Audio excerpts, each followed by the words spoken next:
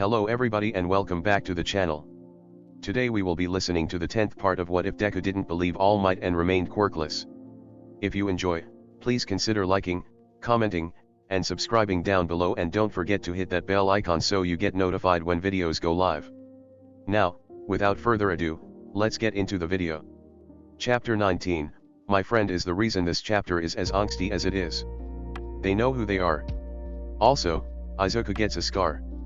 I want cool fanart now /J. The rounds for the 1vs1s came up with a flash and Izuku felt his feet freeze when he saw his name come up as the first match.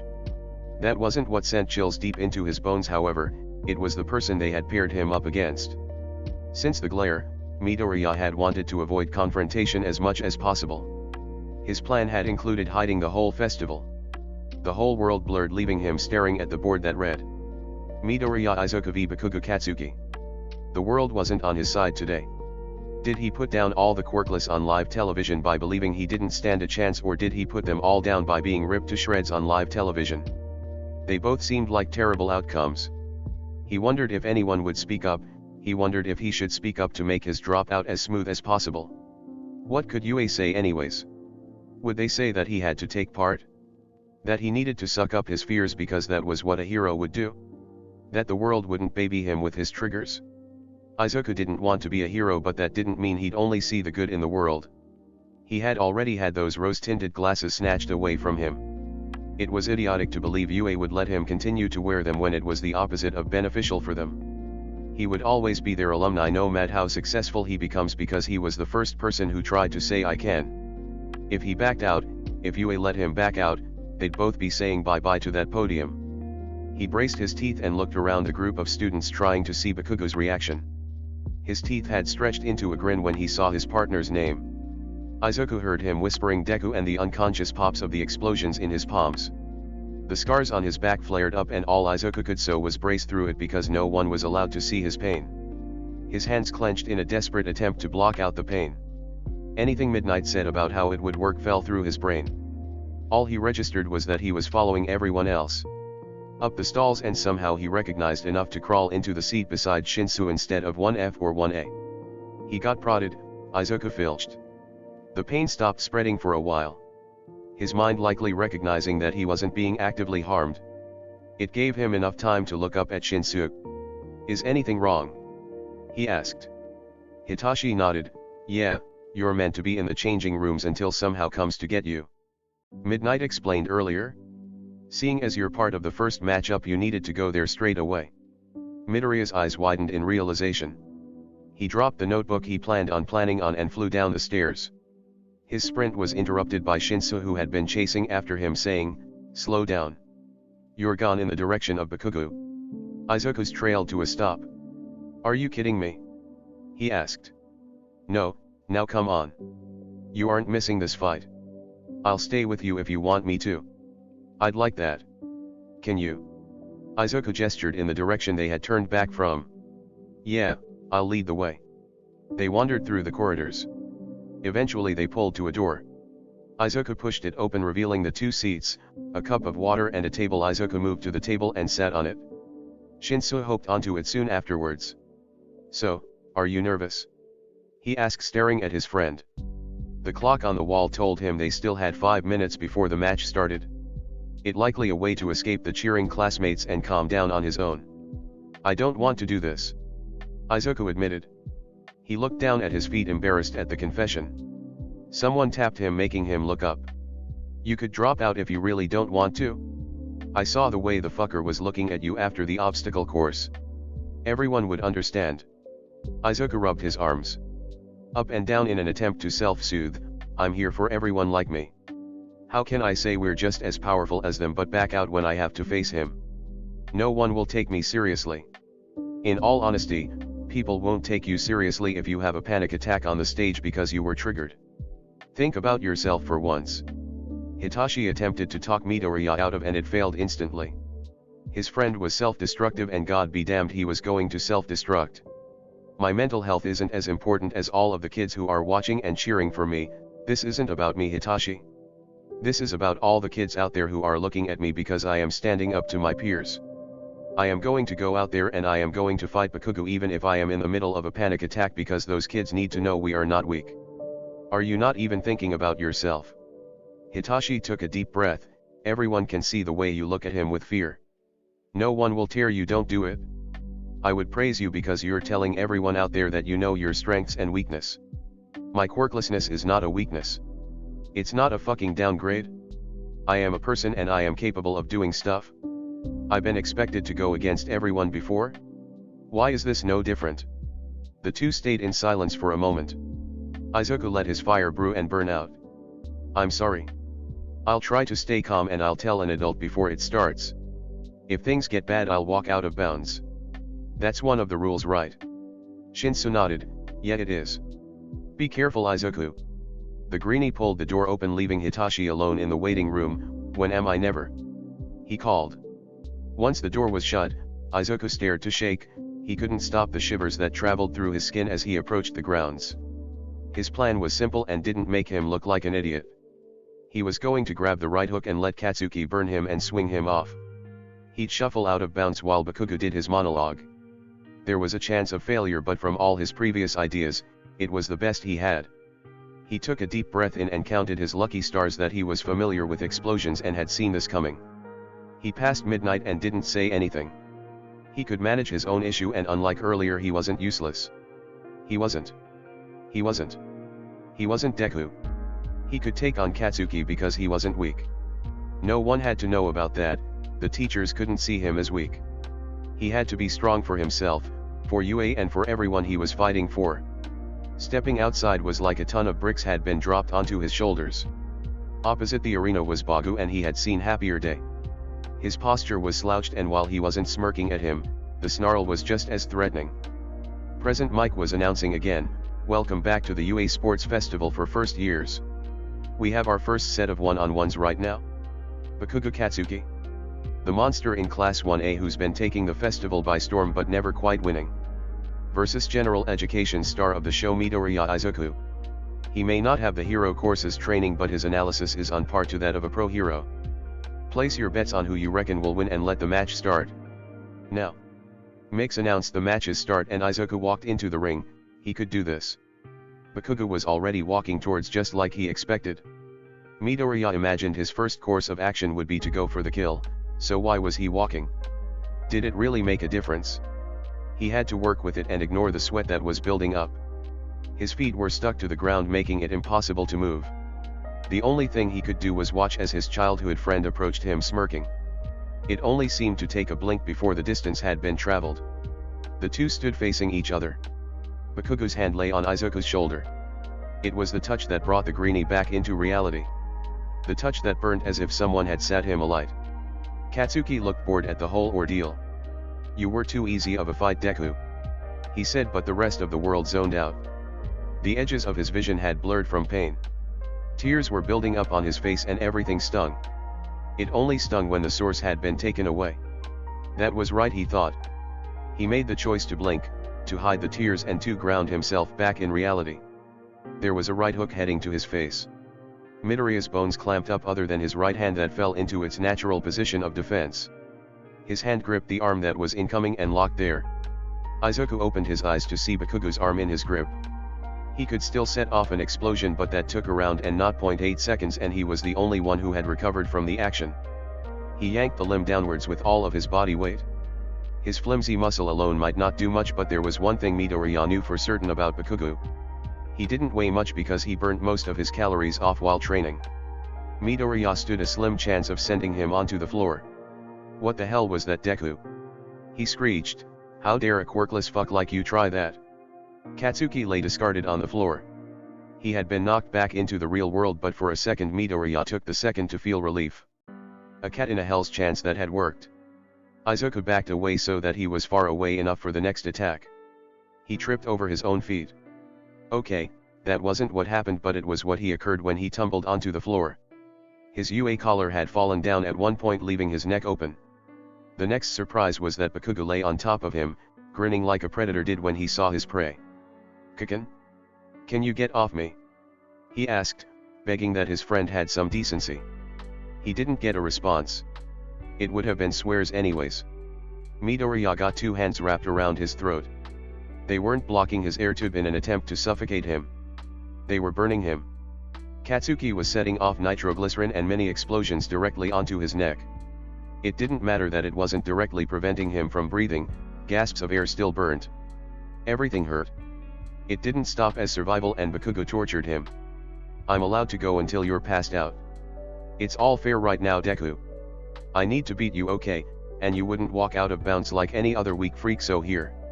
This was the only way to guarantee that I win. Everything was muffled. If his vision had blurred before then, this was going blind. Everything was a mix of colors. Mainly black, almost everything was black. Nothing else registered but the agony as he gasped for air. It was white hot. He could hear Katsuki's words, but they skipped through his brain. It all stopped. It all stopped when the clump of yellow hair turned into black along with the rest of his vision. Midoriya went limp in Bakugo's grip. The heroes had also noticed the change in his conscience as they moved other to make sure he couldn't continue. Katsuki rolled off, revealing absolutely nothing. Katsuki had turned down the collar before he began to burn. The bloody handprints weren't visible. Shinsu wasn't worried for his match. He had his doubts, of course, but he had certainty that he could beat Tokoyami. Nothing against the bird boy, but his quirk was his secret weapon.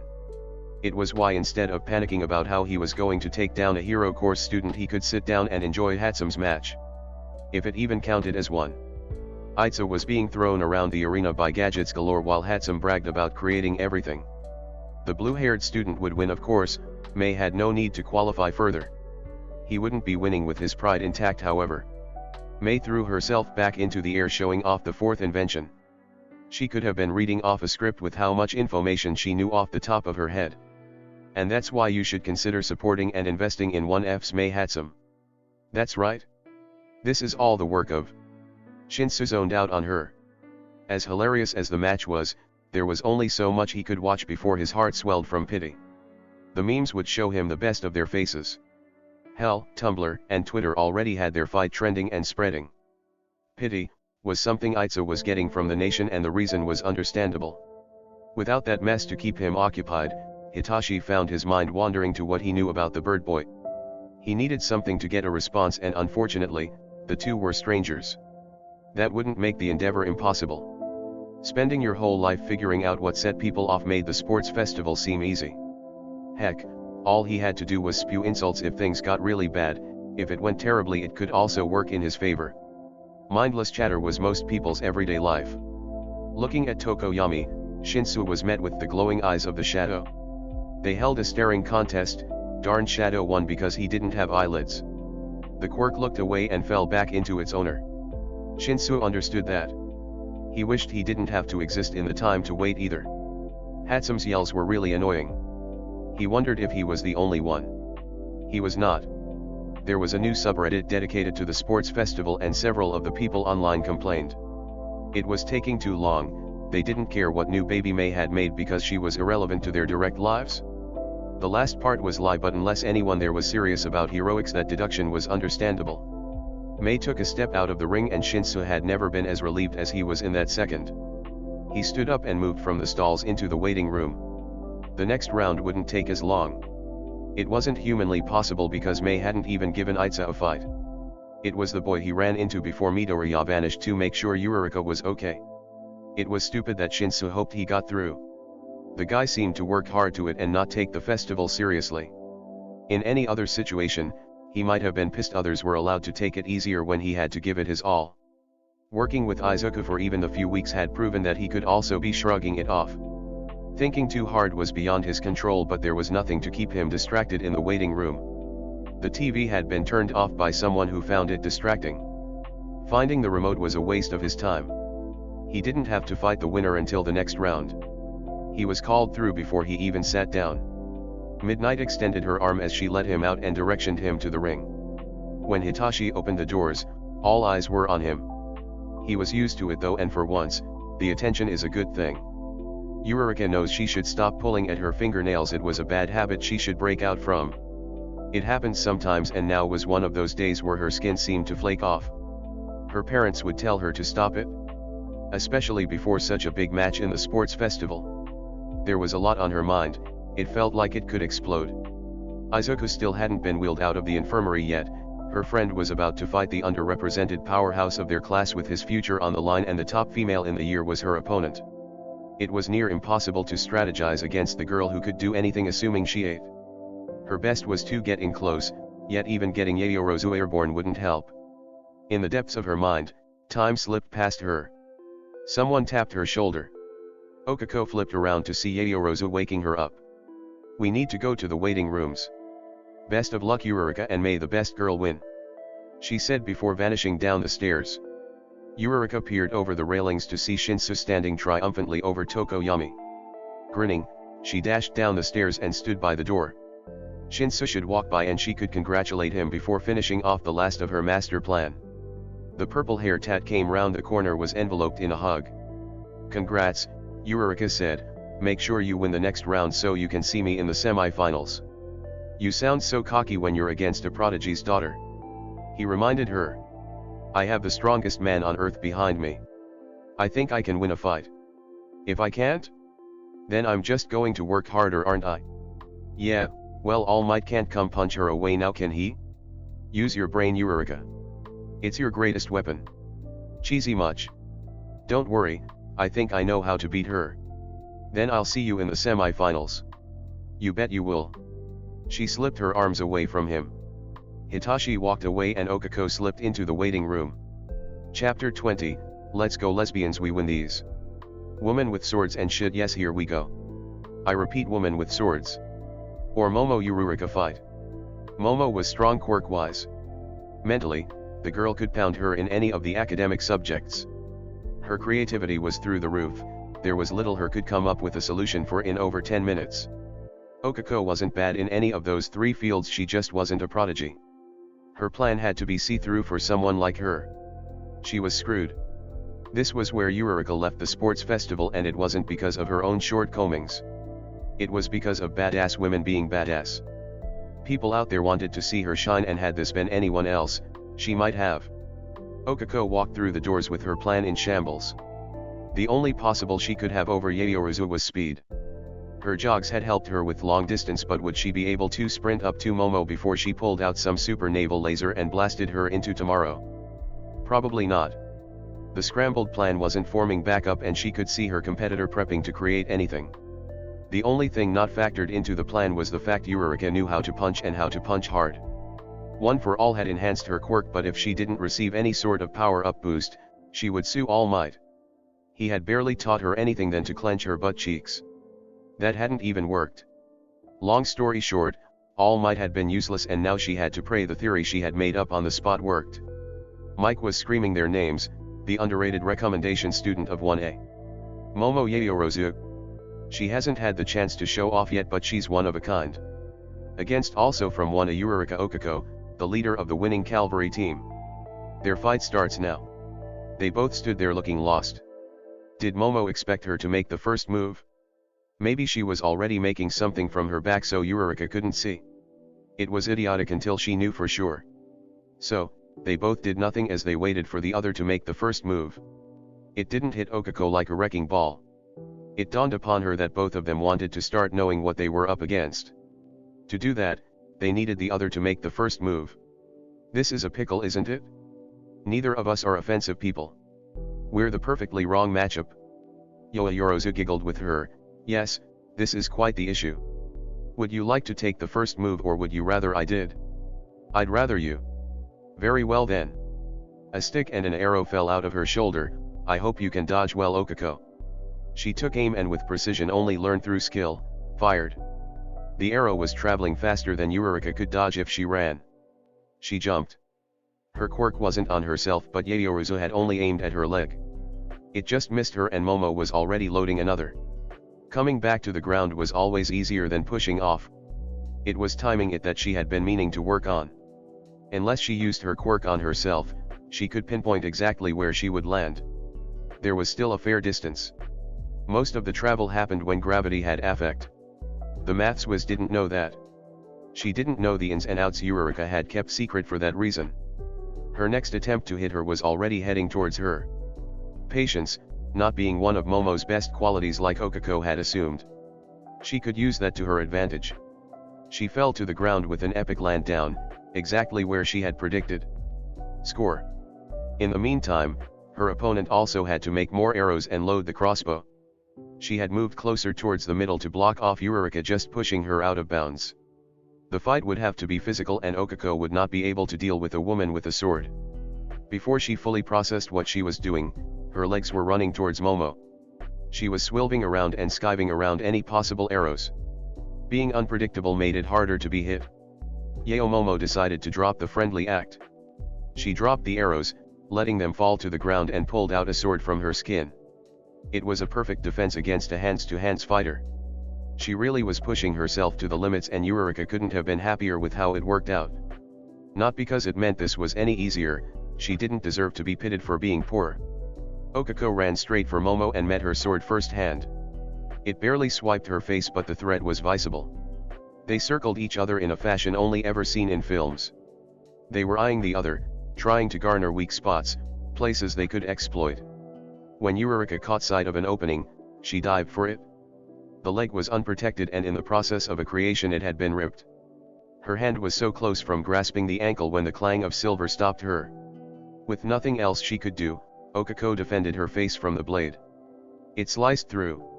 Once it was deemed safe, Eureka looked up to see the weapon floating in the air and purple sparkles flying from Momo's skin. Okako grabbed the sword in the air and gripped it. She had never learned sword fighting, but how different could it be from fencing? Yaoyaorazu looked ecstatic that she had picked up the weapon. The recommendation student could show off her techniques at swordsmanship. It worked for them both then, as Eureka sent an unplanned jab at her stomach. She leapt back and sent a stab herself. "En garde." Eureka joked as if she wasn't on live television. "Alas." Momo called as she blocked the next attack and sent one herself. Eureka sent a block. Her arm was already getting tired, the metal was heavier than people made it out to be. That couldn't excuse her losing though. She went for the classic pirate move of trying to slice through her head. The mark was missed terribly. It was honestly kind of pathetic. The opportunity hadn't missed her opponent, who sent another blow towards the arm Okako was using. The girl was forced to turn 180. Her back was dangerously close to the edge. All it would take was one unsuspected move and she would lose. For all might and Midoriya, she couldn't lose. When the next attack came, instead of wobbling and falling out of the boundaries like Okako should have, she grabbed the sword. It cut down the soft flesh, causing a puddle of blood to fall beneath her. With her free hand, she reached for Momo and scraped a finger on her wrists. It was enough for her quirk to activate. They were both in the air seconds later, floating mindlessly. While in shock, Momo looked down. She was prepared to ask a dozen questions when she heard the crowds cheering. Both girls had blocked them out beforehand. Eureka was inches away from her. Just in the boundary, if she was quick, Momo could push her out and win the match. She tried to dive for her legs only to find herself still stranded in air. How did Eureka do anything like this? Okako leapt and successfully grabbed Yaoyaorazu's wrists. She flipped around, bringing Momo with her. Their positions were swapped. Good match, by the way. Eureka congratulated as she let go of her wrists. With one kick, she sent Momo tumbling out of bounds. Okako presses her fingers together and fell to the ground with an oomph. Her friend crashed on the concrete. The recovery bots already headed towards her to make sure she was okay. Eureka Okako wins. Midnight announced. The red glowing line showed her name glowing beside the empty box. Either Kirishima or Tetsuto would fight her next. Both of their quirks were strong enough to have her a run for her money. It was all a matter of stamina. She wondered if her fight against them would be much the same. She hoped so. It seemed like that was the case from the earlier match. In the meantime, she rushed over to Momo and held her hand out for the girl to grab on. The recovery bots were supporting her, but not well considering how tiny they were. She gripped onto her palm and swung her arm around her friend. Yaoyaorazu shifted her weight onto her in order to hobble past the crowds and into the corridor. The crowds were cheering, and being inside didn't change that. They were still insanely loud. It wasn't bothering Okako, but there was chance the pain and volume was times 1,000 for the girl resting on her. She tapped Momo on the shoulder. She looked up at Eureka, who asked, "Is the volume okay? If it's not, make some earmuffs. I'll tell recovery girl so you can get some extra gummies." "I'm fine. Just a bit dizzy." Momo replied as she clung tighter onto her as if was the balance on a tilting world.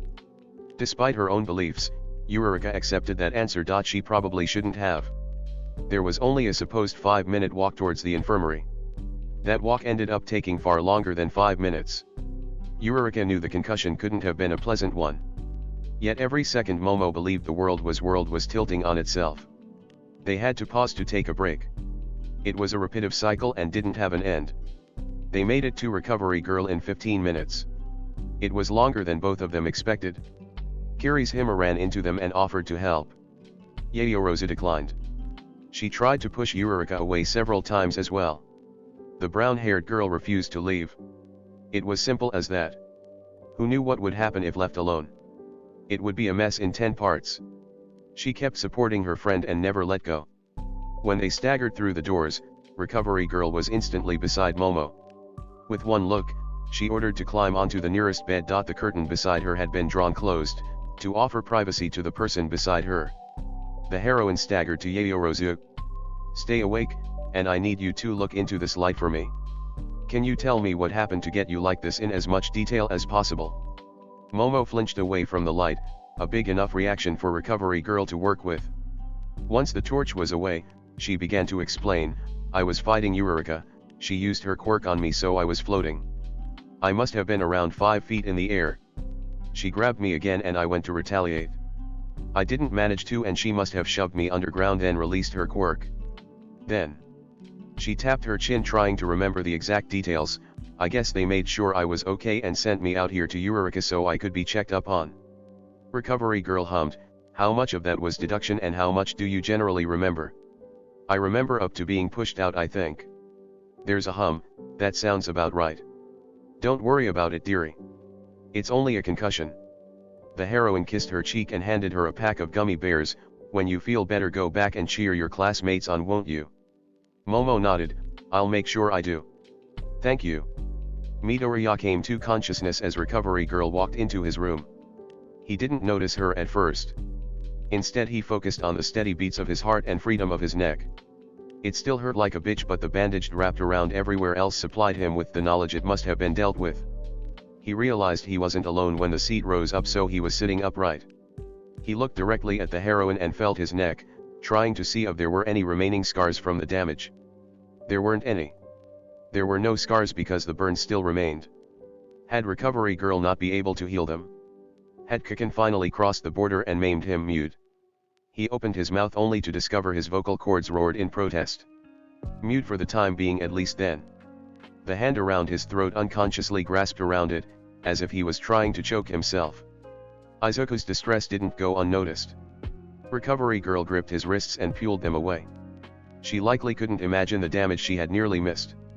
It would have healed naturally at some point, of course, and some of her quirk would have worked the charm. It didn't ease the fact she could have killed him any less daunting. "I need to get a look at your neck. But first, do you reckon you can swallow the gummies?" "You should be able to." Recovery Girl handed him the same gummies she gave everyone and watched him pop in his off. As expected, he had nerves swallowing it but managed. Some of the weariness vanished from his features. He opened his mouth to ask another question but shut it again. She nodded, as if that was expected. The burn was bright red and barely bleeding. The charred skin was pink along the outlines. It would sting to touch but gradually got darker. At no point did it turn black. He would have been long dead if that was the case. "When that boy finishes his round I will be at him. That is not acceptable." She put her stick down. "I need to heal that. Do you mind texting your mum that she's going to need to pick you up a bit later? This is going to take a lot out of you." Midoriya nodded and unlocked his phone. While he did that, she made sure his vitals were still in place. They finished at around the same time. The phone lay straight on the drawer next to him. There was a kiss, a small relief, then nothing. Shinsu knew something was off with the round when Midoriya didn't come back from Recovery Girl's office after Eureka and Momo's round. The brunette didn't have any news to tell him on his friend's condition either. If he had to take a guess, he'd say Izuku was the mystery bad guy. He was in terrible condition and Hitachi could do nothing but pray the dude who beat him up moved on so they could fight in the finals. Shinsu had planned on using his quirk when necessary, but he could make use of the moves Aizawa taught him. Especially on that brute, He scowled as he watched the two in the arena fight. Bakugo and Todoroki. Two kids with quirks too strong than they knew what to do with. Villainy or to disgrace for the general education kids who would die for one spot in the hero course when he was half-assing it. Shinsu would be more than willing to break either of their bones. His next round was after this and he'd be back down the waiting room. He didn't care. He didn't care that his next opponent was a pink-haired kid in the hero course. He was someone he had to beat to tear down at one of their faces and get in the hero course. The fellow general education kids pitted him for it. Shinsu could hear the muttered, "Maybe we won't have a winner this year or though we don't stand a chance." Spite was a motivator and one he knew well. The odds shouldn't get to him. The fight shouldn't dig at him and remind him that only 3 people believe that he isn't a villain and isn't destined to be nothing but a filthy bank robber. The 2 kids who were blowing up the arena deserved that title more. They were the reason everything was getting at him and climbing under his skin. It wasn't fair. Their actions were mocking. They'd been told their lives that they were above the world and him. The number 2's hero son thought he had it easy, his hands clenched around the metal bar he was holding. He would beat Pinky, then he had to take down Eureka. Eureka, who with hope, would be just as petty as he. At least if he lost to her she would avenge Izuku for being hospitalized. Even if that hadn't been confirmed yet. He had been injured though. Ice blew his way, a chunk the size of a cup smashed into his chest. It melted upon impact. He stared at it and back at the match.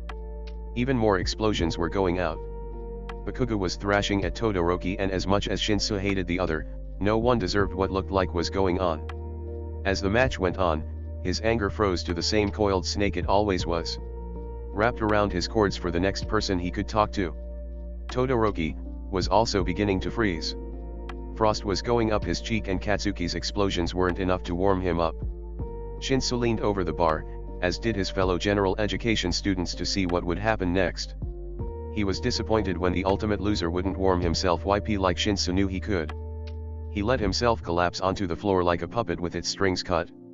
His opponent, just like with Izuku, didn't stop attacking. He could see Midnight running on stage to pull him off. Pulling Katsuki off Todoroki like she didn't when he was choking Midoriya. If he hadn't had a match next, Hitachi could have screamed and cried and got the heroine's attention. Instead, silently he slipped down the stairs, going through everything he knew about Mina Ashido. Okako hadn't been kind enough to give him a tip. He was alone in this one because the two were friends. They went shopping once or twice and that earned her loyalty. It must be fun being in the hero course, where people naturally trust you. Especially if you're charismatic and kind enough to pay for someone's slushy. He wondered how she'd react to hearing him and Eureka and Izuku's tales. Or he could go for something silly. He could just for the vine. Both would work, but one would be much more amusing for himself. With a smirk, he leaned back on the chair and took a sip from the water left on the table. After all, what are those? Alright, that's where we'll leave off for the day. Thanks so much for listening along with me today. If you enjoyed, please like and comment down below. It really helps with the algorithms. I look forward to seeing you next time. Ciao for now, lovelies.